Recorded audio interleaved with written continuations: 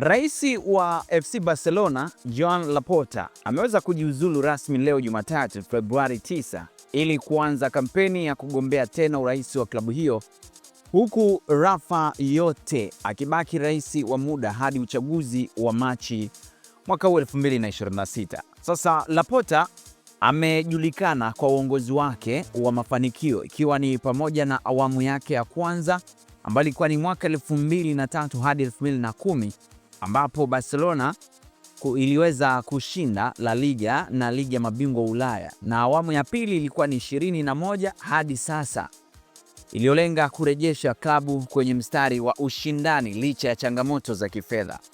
Wakati wa uongozi wake aliimarisha kikosi cha wachezaji, kufanikisha mafanikio ya kocha Hans Flick na kuanzisha ujenzi upya wa uwanja wa Camp Nou. Hata hivyo, pia mizozo ya usajili na hali ngumu ya kifedha ilibaki kuwa changamoto. Uchaguzi ujao utaamua hatima ya uongozi wa Barcelona, na Laporta anatarajiwa kuwa mgombea mkuu, huku Llorente akikaimu kama rais wa muda hadi pale uchaguzi utakapoweza kukamilika. Hiyo ni taarifa ya kwanza. Sasa hapa pia kuna taarifa nyingine ambayo inaeleza kwamba kocha wa FC Barcelona Hans Flick ameripotiwa kuwa tayari kujiuzulu mwishoni mwa msimu huu iwapo aliyekuwa rais wa klabu hiyo Joan Laporta atashindwa kutetea kiti cha uraisi kupitia uchaguzi mkuu utakaofanyika hivi karibuni.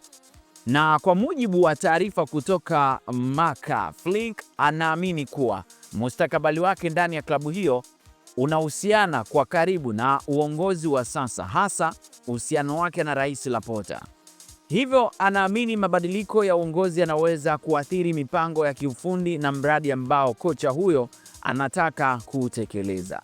Habari hizi zinakuja wakati Barcelona ikiendelea kujiandaa kwa uchaguzi muhimu wa klabu, huku mustakabali wa benchi la ufundi ukiwa miongoni mwa masuala yanayozua mjadala mkubwa kwa mashabiki na wadau wa soka.